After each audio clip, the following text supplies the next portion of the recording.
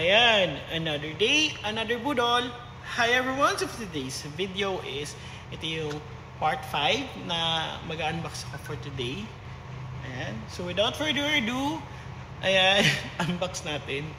Napagod na yung bunga kakasalita. Ayan siya, from Zara. Ayan na. Ito yung kanilang tawag dito. Ito yung kanilang pouch lang. Ayan. So, unbox natin. First time ko makapag-unbox na naka-pouch lang ah. Ang ganda ng pouch. Ang social talaga ni Zara, no?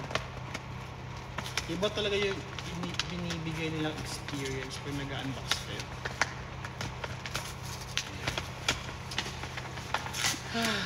Grabe ang lagkit niya. Ayun na. Nabuksan ko na. So inside this box, this paper something, and is mismo ang pants. Hindi natin sirain to. Para kung if ever meron tayo pag-regaluhan, ito na yung lalagyan natin. Ganun lang guys. Recycle. So ayan, this is the baggy fit. Kaya yung sinabi ko, ito naman yung ibang version. Darker version. Ayan. Ayan na siya. Gusto ko siyang i-try. Sige, for a while. I-try ko. So, ayan. Ito na mismo. This one siya. Ang ganda ng fit.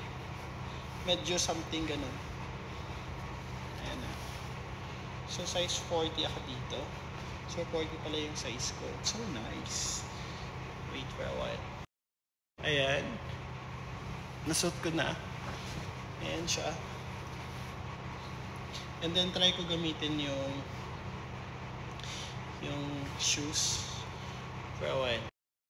So yun guys. I'm wearing my Ami Paris and my new baggy fit. And then the shoes. Ayan. Ito mismo. Diba? Tayo ako. Wait lang. Ayan siya mismo. Ang kinaganda niya is, look. See how nice? Ang chunky ng pants. Together with the boot, with the baggy pants. Ayan. Mala-jared tayo dito. It's so nice. Very nice. So yun lang. Thank you guys for watching and have a nice day. Merry Christmas. Bye. Bye. Ganyan siya guys.